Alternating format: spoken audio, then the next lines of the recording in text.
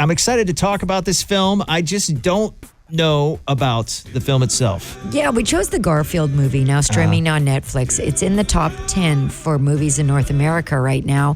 And I'm going to be honest, I love Garfield. I grew up reading the Jim Davis cartoons on, in the newspaper, and I bought all the little booklets and everything. Classic books. I had them too. You know what? And it had all the makings because Snoop Dogg was a character. Of course, Garfield was voiced by Chris Pratt. Right. So I'm thinking this has got to be good, right? Now, the original author was Jim Davis. What happened to the script writing? Because it didn't match his style. That's the problem. Garfield was so witty and snarky. My uncle had introduced me to Garfield, my dad's brother.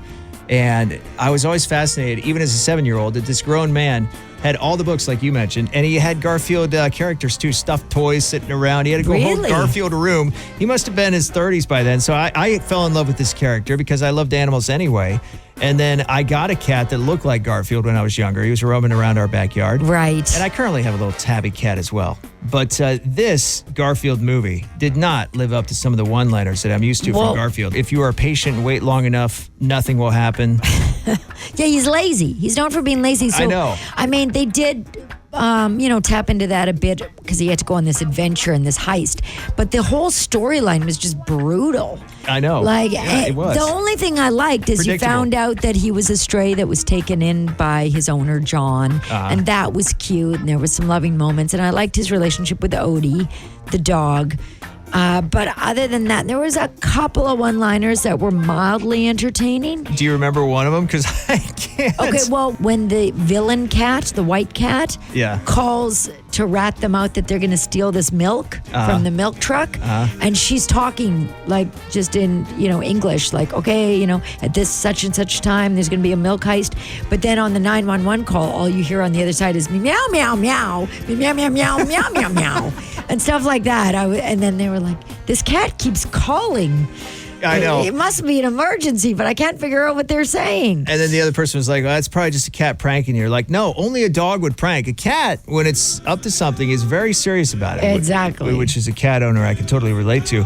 But on that note, what you were just saying, it seems like they saved all the good material for the first 10 to 15 minutes of the film. Yep. Whatever good material there was, and the rest of it's just done. If they got you hooked after that, they figure you're going to stay no matter what. Well, I had a hard time keeping my attention to the screen on this one. It was a little bit too long. I think it was like an hour and 40 minutes roughly running time.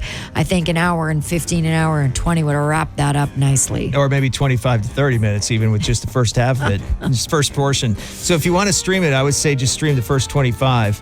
But otherwise, I say skip this one. Here's the thing. For kids, it's great. Have them watch it. But a lot of animated films are made for people of all ages. This isn't. Yeah. This is definitely made for kids.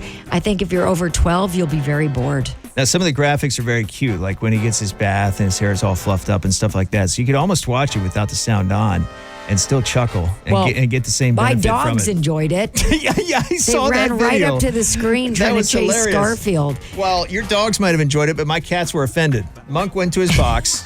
Stevie hid under the footrest that is his little his security spot. Omar started stress eating just like Garfield, and they were mostly offended by the scripts because it was pretty bad. My only takeaway from this movie is support your local animal shelter. Absolutely. That's it. That one got me. When I thought Garfield was left alone in the opening scene, I'm not giving anything away. It's the first scene. Right, and then when he got taken to the pound later, That's right. Yeah, and those little eyes, it about broke my heart because it reminded me of Omar, who I picked up from the shelter. So yeah, please, fall in love with a cat, foster fail, make it one today. Go over to the Humane Society. That's the message from the film. You know what? Do that and skip the Garfield movie. Agreed. The Garfield movie now streaming on Netflix. We both say skip it.